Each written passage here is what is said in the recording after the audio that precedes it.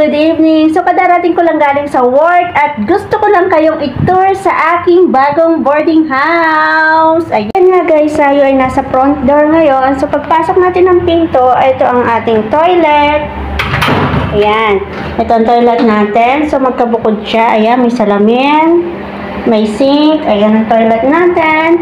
At dito tayo magsha-shower.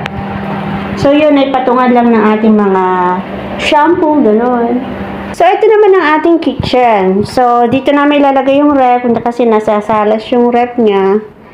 Inayos na namin kahapon. Nilinisan. Kasi nga nag-alisan na yung mga dating nakatira dito. So, ayan. Ayun ang aming heater. May heater tayo. At may aircon. May wifi. So, electric ang ating lutuan. So, wala namang halos nagluluto rito kasi mga sa bahay lang ang trabaho at lalaki naman ay hindi rin nagluluto. So, ayan. At ito naman ang ating dining table. Pagkatapos ng ating kusina, dito naman ang ating dining table. So, meron tayong chair na umiikot-ikot. So, ayan ang dining table. At ito naman ang ating salas.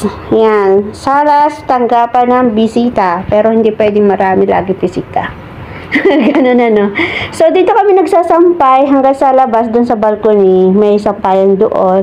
So, itong rep, ilalagay namin sa kusina. Dito kami naglalaba. Ito ang aming mga lagay ng aming plato. Yan. At yan naman ang ating washing. Dito kami naglalagay ng aming mga pangpaligo. So, wala sa CR yung aming gamit sa pagpapaligo. Kasi nga, syempre, kanya-kanya kami, diba? Let's proceed sa aking kwarto na. Ganun na sa aking kwarto. So, ayan na tayo O, ayan. So, bali ito ay isang kwarto. Dito ang aming sapatusan. Ayan. Ang aming sapatusan. So, itong mga sapatos ko. Diyan. Diyan ako. Ito sa aming kwarto. Dito yung lalaki. So, tara na sa aming kwarto. So, itong kwarto namin ay bed space lang to. So, dalawa pa lang kami dito. Bakante pa. Dito kami cabinet namin. Dito ako naghang ng aking mga damit. So, ayan.